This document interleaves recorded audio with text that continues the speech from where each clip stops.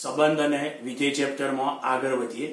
આગળના video lecture તમે જોઈ લીધા હશે, ન જોયા હોય તો એક વખત જોઈ લેજો। ખ્યાલ આવી ગયો તો શું થાય, આગળના કોન્સેપ્ટ તમને ક્લિયર થઈ ગયા બેટા, બરાબર। હવે ચલો આપણે વિધેય ભણ્યા છીએ, વિધેય એટલે શું, સંબંધમાંથી વિધેય બન્યું, ક્યારે સંબંધ વિધેય બને, એ બધો ટોપિક તમને સમજાવી દીધું છે। હવે આપણને વિધેય f of x આ રીતે વ્યાખ્યાયિત કરીને આપી છે કે f of x બરાબર 2x - 5। આ રીતે આપણે વિધેય વ્યાખ્યાયિત કરીને આપ્યું છે, કહેવાય। ખ્યાલ આવી ગયો। હવે વિધેય f of x વ્યાખ્યાયિત કરીને આપ્યું છે તો આપણે શોધવાનું છે શું કે ભાઈ f of 0 શોધો। f of 0 શોધો मतलब અહીંયા x ની જગ્યાએ કેટલા મૂક્યા 0, તો અહીંયા તમારે x ની જગ્યાએ 0 મૂકવાના, એટલે કેટલા મળશે -5। ઓકે, પછી f of 7 ની વેલ્યુ શોધવાની, એટલે અહીંયા x બરાબર કેટલા મૂક્યા 7, તો અહીંયા આપણે x ની જગ્યાએ 7 મૂકવાના। ઓકે, ખ્યાલ આવ્યો। પછી f of -3, તો x ની જગ્યાએ -3 મૂકવાના, f of -3। ખ્યાલ આવી ગયો। ચલો 7 × 2 = -5 એટલે 9 થશે, અહીં -6 -5 એટલે -11। તો આપણે અહીંયા રકમની અંદર f of x આપણને વ્યાખ્યાયિત કરીને આપેલું હતું, એટલે આપણને f of x આપ્યું હતું, તો એના પરથી આપણે f of 0, f of 7 અને f of -3 શોધવાનું હતું। તો પેલા f of 0 मतलब x ની જગ્યાએ 0 મૂકવાના, તો x ની જગ્યાએ 0 મૂકો એટલે -5 થશે। f of 7 એટલે x ની જગ્યાએ 7 મૂકી દો, x ની જગ્યાએ 7 મૂકો તો 9 વેલ્યુ આવશે। પછી f of -3 मतलब x બરાબર -3 મૂકો, x ની જગ્યાએ -3 મૂક્યા એટલે -11 આવશે। હવે જો દાખલો અહીંયા આપણો પૂરો થઈ ગયો છે, પણ તમને થોડું સમજાવું કે આપણા જોડે f of x વિધેય આપણને વ્યાખ્યાયિત કરીને આપ્યું છે 2x - 5। ઓકે, જો તમે x બરાબર 1 મૂકો, x ની જગ્યાએ 1 એટલે f of 1 ની વેલ્યુ મળે, તો અહીંયા શું છે 2 - 5 એટલે -3 થાય। તો આનો મીનિંગ શું થયો કે જો x 1 લઈએ તો આપણને y -3 મળ્યું, એટલે કે f of x એટલે જ y કહેવાય। f of x એટલે y, એટલે આપણા જોડે કઈ જોડ બને કે 1 -3, એનો મતલબ એકનું પ્રતિબિંબ -3 છે એવું કહેવાય, એકનું પ્રતિબિંબ -3 છે, બરાબર। અથવા કઈ જોડ છે, એક સાથે -3 જોડ છે। આ દાખલો પૂરો થઈ ગયો છે, આપણે થોડી સમજ લઈ લઈએ, ખબર પડી ગઈ। એટલે આપણે એમ કહેવાય કે એકનું 1 -3 સાથે સંબંધ ધરાવે છે, અથવા એકનું પ્રતિબિંબ -3 છે, અથવા બીજી રીતે આને એમ કહેવાય કે આ 1 છે તો આ f of 1 ની વેલ્યુ છે। આ બધું ઘણી રીતે જુદી જુદી રીતે દર્શાવેલું હશે બેટા, તો તમારે આ સમજણ હોવી જરૂરી છે। તો ફરીથી સમજાવું, જો દાખલો પૂરો થઈ ગયો છે, ચલો હવે આપણે ફરીથી સમજીએ। આપણી જોડે f of x બરાબર વિધેય વ્યાખ્યાયિત કરીને આપ્યું છે 2x - 5, ક્લિયર। હવે ધારો કે તમે x બરાબર 2 મૂકશો, તો x ની જગ્યાએ 2 મૂકો, x ની જગ્યાએ 2 મૂકો, ઓકે, તો એ જશે 4 - 5 એટલે -1 થશે, ક્લિયર। તો આનો મીનિંગ શું થયો કે આપણા જોડે xy જોડ મળી કે ભાઈ x 2 મૂકવાથી y -1 મળ્યો, એટલા માટે આને f of x એટલે જ આપણો y કહેવાય, y બરાબર 2x - 5 લઈ શકાય, ક્લિયર। એટલે કે આને કહીશું ભાઈ કે ભાઈ 2 નું પ્રતિબિંબ -1 મળ્યું, અથવા 2 -1 સાથે સંબંધ ધરાવે છે। બીજું આને આમ પણ કહેવાય, આ 2 છે અને આ f of 2 ની વેલ્યુ છે, એમ એ કહેવાય। આ 2 f of 2 એટલે આપણે શું કહેવાય, આ x, આ ધારો કે આ x, તો y શું છે f of x, તો આ રીતે પણ દર્શાવવામાં આવે છે। ખ્યાલ આવી ગયો, x f of x, એટલે આપણને આ પણ નોલેજ હોવું જરૂરી છે, આગળ ઉપયોગ કરીશું। બીજું, ઘણી વખત આપણા જોડે આવું પણ મૂકવાનું થશે કે ભાઈ x ની જગ્યાએ તમે x² - 1 લેવાનું છે, તો અહીંયા x ની જગ્યાએ શું લીધું, x² - 1, તો તમારે અહીંયા x ની જગ્યાએ શું મૂકવું પડે, x² - 1 મૂકવું પડે।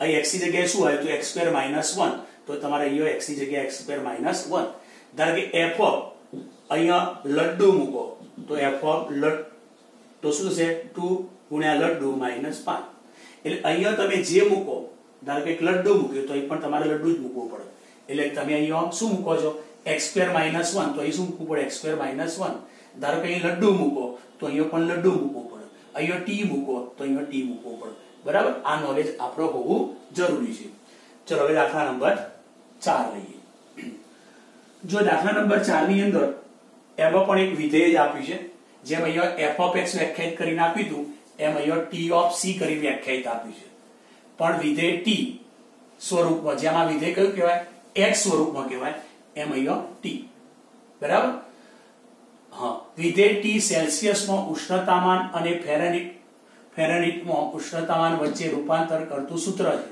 એટલે કે ફેરનહીટ બરાબર અને સેલ્સિયસમાં રૂપાંતર કરી એક સૂત્ર આપી છે અને આ રીતે વ્યાખ્યાયિત કરજો તો નીચેના મૂલ્યો શોધો તો એક તો t of 0 મતલબ શું કરવાનું જેમ અહીંયા શું કરતા હતા કે ભાઈ f of x આપ્યું હતું અને આપણે f of 0 શોધવું હતું f of 0 તો x ની જગ્યાએ શું મૂક્યું હતું 0 તો એ શું મૂકવાનું શું આવ્યું ભાઈ જો c ની જગ્યાએ 0 તો અહીંયા આપણે c ની જગ્યાએ 0 મૂકવાનું છે તો જવાબ શું આવશે 32 આવશે જોઈ લો t of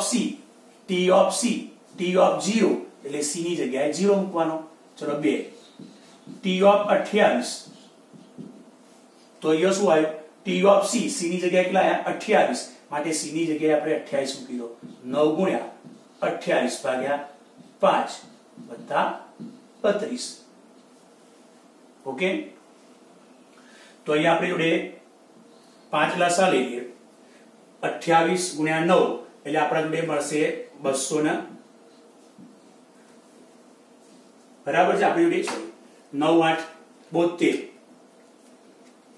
એટલે 2 9 9 2 18 18 અને 7 25 ઓકે પછી 32 ગુણ્યા 5 5 2 10 અધી 1 5 તરી 15 અને 16 થશે એટલે આ થશે આપણી જોડે 2 6 5 11 11 2 412 ભાગ્યા 5 થશે શું છે ભાઈ 412 ભાગ્યા 5 થશે ઓકે પછી આપણે શોધવાનું છે t of -10 બરાબર એટલે શું કરવાનું c ની જગ્યાએ કેટલા આયા -10 એટલે એ તમારે c ની જગ્યાએ -10 મૂકી દો 32 પછી સાદુરૂપ આપી દો બરાબર એટલે આપણે t of -10 ની વેલ્યુ આવશે ઓકે પછી આગળ જોઈએ ચોથો દાખલો એટલે કે એનો ચોથો t of c આપણે કેટલા આપ્યા છે ભાઈ 212 તો શું શોધવાનું c એટલે એ t of c શું લખાય તો t of c ની જગ્યાએ લખીશું 9c ભાગ્યા 5 વત્તા 32 બરાબર 212 હા આનો સાદુરૂપ આપી દેજો -2 5 દુ 10 થશે તો -18 વત્તા 32 આપી દેજો સાદુરૂપ ખ્યાલ આવ્યો એટલે આપણા જોડે થશે કેટલા 14 પ્લસ 14 તો હવે જો અહીંયા શું શોધવાનું કીધું હતું t of c ની વેલ્યુ 212 હોય તો c શોધો t of c ની વેલ્યુ 212 હોય તો c શોધો તો અહીંયા t of c બરાબર શું છે તો t of c બરાબર છે 9c ભાગ્યા 5 વત્તા 32 તો આપણા જોડે 9c ભાગ્યા 5 બરાબર 212 માઈનસ 32 9c ભાગ્યા 5 ચલો કેટલા થશે 180 તો હવે c બરાબર તો 180 ગુણ્યા 5 ભાગ્યા 9 9 દુ એટલે 20 તો c કેટલો થશે ભાઈ 100 થઈ જશે જોઈ લો તો c કે t of c 212 હોય તો c કેટલા તો c 100 છે હવે જુઓ આ દાખલામાં થોડું પ્રેક્ટિસ કરાવી દો થોડી ચલો આપણને આપ્યું છે વિધેય t of c બરાબર 9c ભાગ્યા 5 વત્તા 32 હવે તમને એમ કહ્યું કે t બરાબર 1 આગળ વેલ્યુ શોધો, સોરી t બરાબર 1 ક્યાં, c બરાબર 1 આગળ વેલ્યુ શોધો. તો આપણે c ની જગ્યાએ કેટલા મૂકવાના, 1 મૂકવાના. c ની જગ્યાએ 1 મૂકી દો એટલે આ t ઓફ 1 કિંમત મળી. ઓકે, એ રીતે આપણે t ઓફ 0 એટલે સોરી t ઓફ 0 મતલબ c ની જગ્યાએ શું મૂકવાનું છે, 0. અહીં તમારે c ની જગ્યાએ 0 મૂકો તો અહીંયા 0 મૂકી દો, c ની જગ્યાએ વેલ્યુ આવી જશે. t ઓફ 28 એટલે કે c બરાબર 28 મૂકો એટલે અહીંયા c ની જગ્યાએ 28 મૂકી દો, અહીં c ની જગ્યાએ 28 મૂકી સાદું આપી દો. Okay, clear. જો અગાઉના લેક્ચરમાં આપણે શું જોયું હતું, અંતરાલ શોધો. તો હવે એક આપણે સમજવાનું છે માનાંક. માનાંક સમજવાનું છે. તો અહીંયા તમને સમજાવું કે ભાઈ માનાંક x less than or equal to a, બરાબર. માનાંક x less than or equal to a જ્યાં x belongs to r એટલે કે એવી બધી વાસ્તવિક સંખ્યાઓ જે આ શરતનું પાલન કરતી હોય, જે આ શરતનું પાલન કરતી હોય. તો આપણા જોડે જો એક્ઝામ્પલ લો કે ભાઈ માનાંક x less than or equal to 2. તો આ શરતનું પાલન કરે એવી x વાસ્તવિક સંખ્યાઓ કઈ? તો જો આ સંખ્યા રેખા છે, અહીં તમે -2 +2 તો -2 લો +2 લો અને એની વચ્ચેથી ગમે તે સંખ્યા લો, ગમે તે સંખ્યા લો, એ બધી સંખ્યાઓ આનું શું કરશે ભાઈ, સમાધાન કરશે. જેમ કે x બરાબર -2 લઈશું તો -2 નો માનાંક 2 બોલો લેસ ધેન 2 થાય એટલે માનાંકની કિંમત કેવી હશે, કો તો 2 આવશે, કો તો 2 કરતો નાની આવશે, બરાબર. તો અહીંયા શું હોય, 2 કરતો નાની. ચલો અહીંયા લઈએ આપણા જોડે -1.9. તો -1.9 નો માનાંક કેટલો છે, +1.9 અને 2 કરતો નાની. તો આની કિંમત કેવી આવશે, 2 આવશે, કો તો 2 કરતો નાની. જોઈ લો એટલે તમે -2 મૂકો કે +2 મૂકો, કો તો એની વચ્ચેથી કોઈ પણ વાસ્તવિક સંખ્યા મૂકશો તો દરેક વાસ્તવિક સંખ્યા આગળ આ શરતનું પાલન થશે. જો તમે મૂકો x બરાબર 1 મૂકો, 1 નો માનાંક 1 લેસ ધેન 2 થઈ ગયા. ચલો x બરાબર 1.8 મૂકો, 1.8 તો અહીંયા 1.8 થશે, લેસ ધેન 2 થઈ ગયા. તો હવે x બરાબર 2 મૂકો છેલ્લે, તો 2 નો માનાંક 2 તો ઇક્વલ થઈ ગયા. તો શું થાય, કો તો ઇક્વલ 2 આવે, કો તો 2 કરતા નાની કિંમત થાય માનાંકની કિંમત. તો આપણને શું થયું કે ભાઈ અહીંયા કયા x નું પાલન થાય છે, તો -2 +2 અને એની વચ્ચે આવેલા તમામ x ઘટકો આ શરતનું પાલન થશે. તો આનો મીનિંગ શું થશે, તો આનો મીનિંગ થશે x ની કિંમત -a + a અને એની વચ્ચેની લેવાની છે, તો જ આ શરતનું પાલન થશે. એટલે મતલબ શું થયો કે ભાઈ માનાંક x less than or equal to 2, એનો મીનિંગ શું થયો કે x ઘટક 2 હશે અથવા -2 હશે અથવા એની વચ્ચેના ઘટકો હશે, એ બધા જ x ઘટકો આનું પાલન કરશે, બરાબર. અહીંથી ગમે તે આ પ્રમાણેનો x મૂકશો તો આ less than or equal to 2 થશે. તો મતલબ આને આ સ્વરૂપે લખી શકાય અને આને આ સ્વરૂપે પણ લખી શકાય. અને બીજું કાલે આપણે શીખ્યા હતા, તો હવે x બિલોંગ્સ ટુ લખશો સંવૃત અંતરાલ -2 થી 2. તો આપણે અહીંયા લખીશું કે ભાઈ x બિલોંગ્સ ટુ સંવૃત અંતરાલ -a થી a, બરાબર. એટલે કે આપણી જોડે x ઘટકો કયા લેવાના, તો x ઘટક તરીકે -a આવશે, +a આવશે અને એની વચ્ચેના તમામ ઘટકો આવશે, ખ્યાલ આવી ગયો. આ એનો મીનિંગ થાય. આને કહેવાય ભાઈ માનાંક સ્વરૂપ, આને કહેવાય અસમતા સ્વરૂપ, આને કહેવાય અંતરાલ સ્વરૂપ, અને એનું સંખ્યા રેખા પર આપણે દર્શાવી દીધું, ખ્યાલ આવી ગયો. બધામાં મીનિંગ તો એક જ છે કે x ઘટકો કયા લેવાના, તો x ઘટક a લેવાનો, -a લેવાનો અને એની વચ્ચેના તમામ x ઘટકો લઈ શકાય.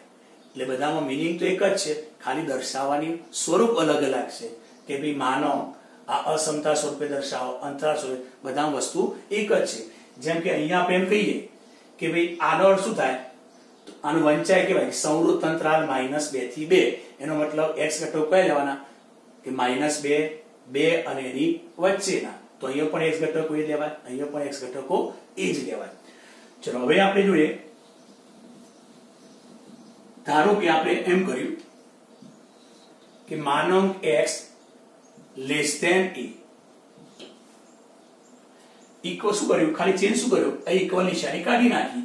તો હવે જો ઇક્વલ નિશાની કાઢી નાખીએ તો x ઘટક કયા લેવાનો, માઈનસ a નહીં લેવાનો મિત્રો, પ્લસ a નહીં લેવાનો, પણ એની વચ્ચેના ઘટકો લેવાના, એની વચ્ચેના ઘટકો લેવાના, એના વચ્ચેના ઘટકો લેવાના. ક્લિયર?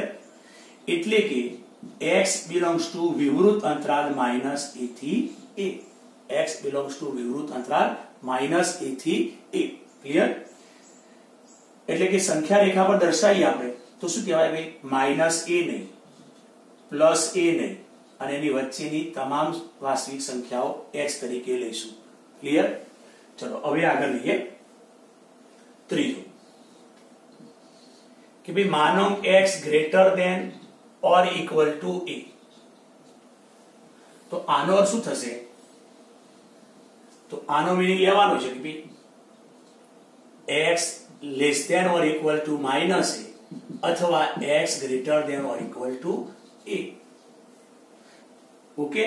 અથવા આનો મીનિંગ એ લેવાનો છે કે x belongs to minus infinity થી માઇનસ a, યો માઇનસ a થી પ્લસ ઇન્ફિનિટી.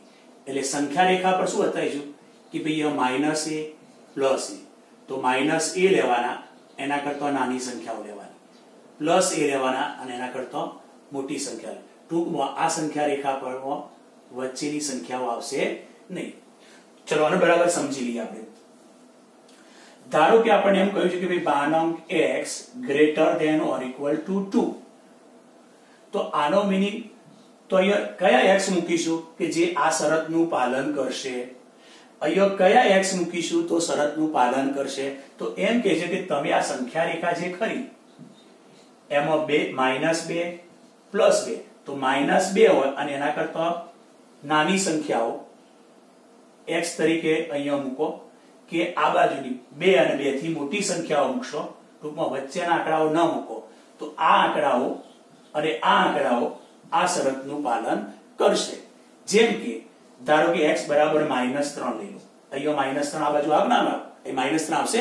ચલો તો એ મૂકી દઈએ -3, -3 નો માનાંક 3, તો પછી શું થાય, ગ્રેટર ધેન 2 થઈ ગયું. સાચું? આ વેલ્યુ કેવી આવશે, કો તો 2 આવશે, કો તો 2 કરતા મોટી. તો કેટલી વેલ્યુ આવી ભાઈ, 3. મતલબ 3 આવી નો મતલબ શું થયો, 3 આવી, એનો મતલબ સાચું પડી ગયું. ચલો તમે આ બાજુથી ગમે ત્યાં આંકડો લો, ગમે ત્યાં આંકડો લો. ચલો x બરાબર આ બાજુ 2 લો અથવા 2 થી મોટો ગમે ત્યાં આંકડો લો, 2 થી ગમે તે મોટો આંકડો લો. ચલો x બરાબર 15 લઈએ, તો ચલો અહીંયા 15 મૂકો. તમે જાણો છો 15 નો માનો કેટલો લખશો ભાઈ, 15 નો માનો 15, તો શું આવ્યું, 15 એ 2 કરતા મોટો. બોલો, માનો 15, શરતનું પાલન થઈ ગયું. ટૂંકમાં આ બાજુથી ગમે તે વાસ્તવિક સંખ્યા લઈ અને મૂકશો તો આ શરતનું પાલન થશે જ. કો તો આ બાજુથી કોઈ પણ વાસ્તવિક સંખ્યા લેશો તો પણ પાલન થશે.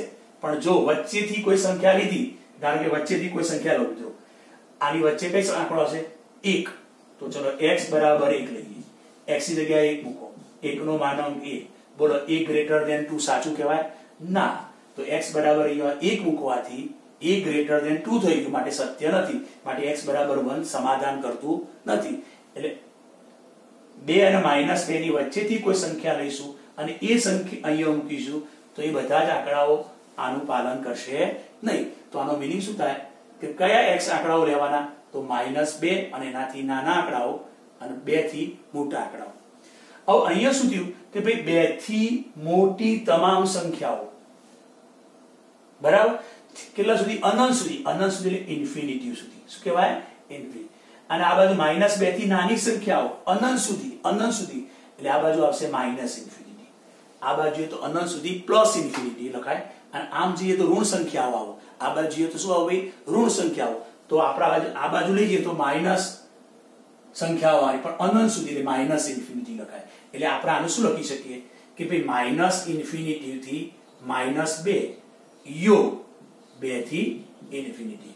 પણ એક વસ્તુ, જ્યારે ઇન્ફિનિટી લખીએ છીએ ત્યારે આગળ નિશાની આપણે આગળ નિશાની ક્યાં અંતરાલ આપણો વિવૃત જ લખાય અને પ્લસ ઇન્ફિનિટી લખો તો પણ વિવૃત જ લખાય પ્લસ લખશો તો પણ વિવૃત લખાય આ ગણિતની અંદર નિયમ જ છે આ સિસ્ટમ જ છે આ પ્રમાણે જ કામ કરવું પડે ઇન્ફિનિટી તો ઇન્ફિનિટીમાં કદી સંવૃત લખાય નહીં કે ભાઈ માઈનસ ઇન્ફિનિટી તો સંવૃત લખાય નહીં ખ્યાલ આવી ગયો તો ચલો હવે આગળ લઈએ હવે આપણી જોડે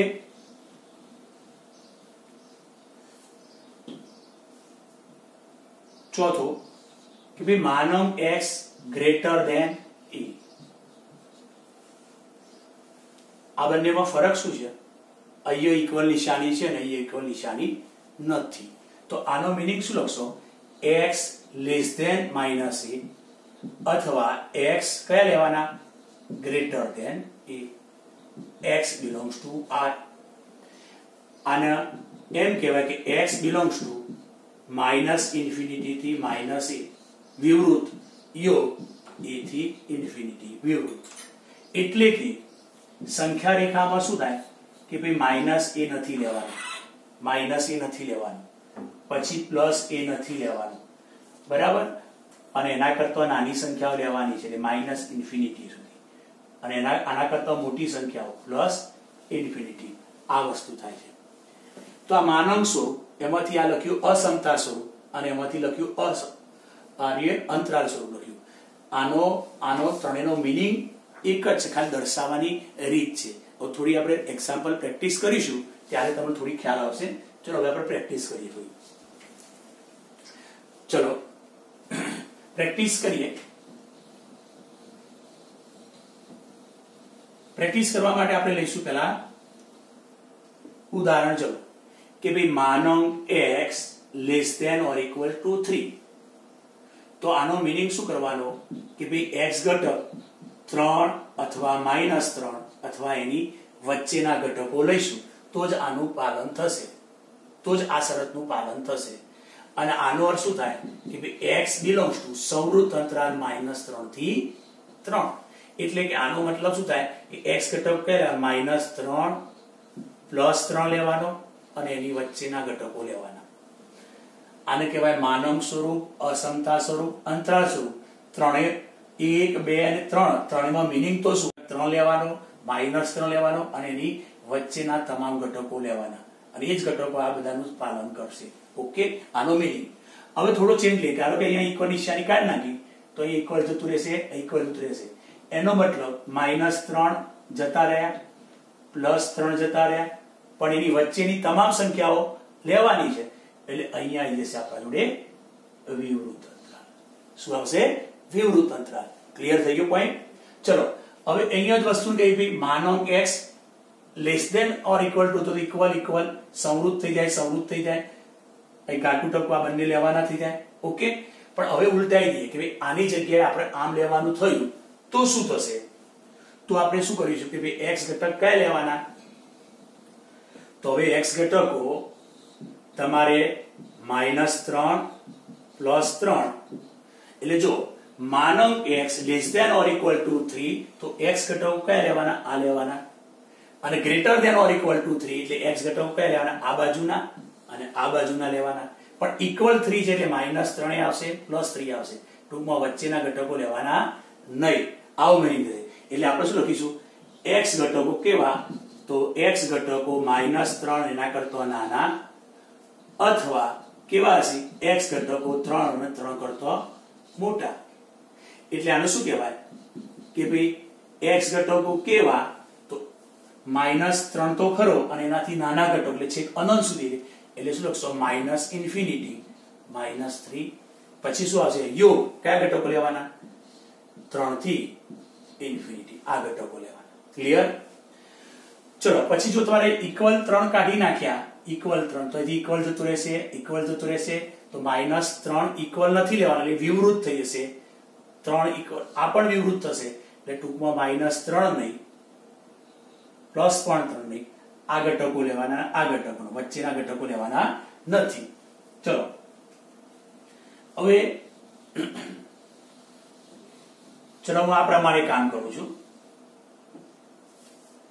કે ભાઈ માનંક x less than or equal to 7 અથવા પહેલા ચલો આમ લખું કે ભાઈ x less than or equal to -7 તો આનો મીનિંગ શું થશે ભાઈ કે ભાઈ માનંક x less than or equal to 7 થશે ખબર પડી ગઈ અહીંયા ઇક્વલ કાઢ નાખો તો ઇક્વલ આવી જશે તો રહેશે અને ધારો કે x બિલોંગ્સ ટુ -7 થી 7 ની તો આનો મીનિંગ શું છે x માનંક x લેસ ધેન 7 જ થશે અને અહીંયા જો સંવૃત કરી નાખીએ છીએ તો પછી આ જોડે જોડે ઇક્વલ થઈ જશે ખબર પડી ગઈ તો આમાં શું કરવાનું છે કે એવી બધી વાસ્તવિક સંખ્યાઓ કે જે -7 આવે +7 આવે અને એની વચ્ચેની તમામ વાસ્તવિક સંખ્યાઓ આવે અને એનો મીનિંગ આ જ કહેવાય કે એવા બધા x કે આ શરતનું પાલન કરશે તો કયા x આ x પાલન કરશે ઓકે ચલો માનંક x greater than or equal to 7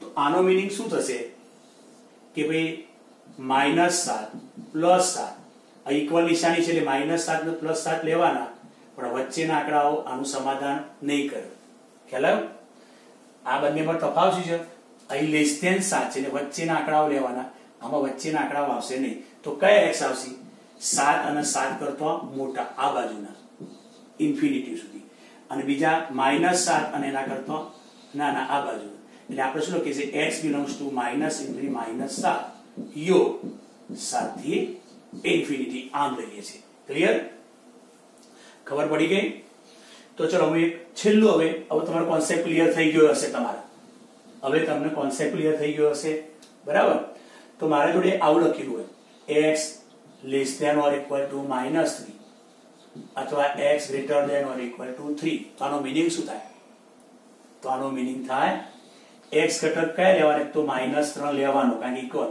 અને x ઘટકો -3 તો કરતો નાના એટલે આ લેવાના અહીં શું કહે છે x ઘટક કયો લેવાનો 3 તો લેવાનો અને એના કરતા મોટો લેવાનો એટલે કયા x ઘટક લેવાના આ બાજુના x ઘટક અને આ બાજુના x ઘટક લેવાના તો એને શું કહેવાય x belongs to -3 સુધીના પછી યોગ 3 થી ઇન્ફિનિટી ના અથવા આને શું કહેવાય માનંક x greater than or equal to 3 કહેવાય તો આનો મીનિંગ આ થાય ખબર પડી છેલ્લે હવે x આપણે ત્યાં આ લખ્યું x કયા લેવાના તો x 3 લેવાનો -3 લેવાનો અને એની વચ્ચેનો એનો મતલબ x -3 આવશે +3 આવશે અને એની વચ્ચેના x આવશે આ x લેવાના આનો એટલે આનો અર્થ શું થાય x belongs to સંવૃત અંતરાલ -3 થી 3 એટલે કે માનંક x less than or equal to 3 જોઈ લો આ બંનેમાં ડિફરન્ટ ખબર પડી ગઈ હા પછી ઇક્વલ નિશાની કાઢી નાખશો તો અહીંયા વિવૃત થઈ જાય વિવૃત ઇક્વલ નિશાની કાઢશો તો વિવૃત પણ આ મીનિંગ ખબર પડી ગઈ તો આ વસ્તુ આપણે શીખવાની હતી અને હવે આપણે પછી આગળ જઈશું માનવ વિધેય પર જઈશું ઓકે ક્લિયર થઈ ગયું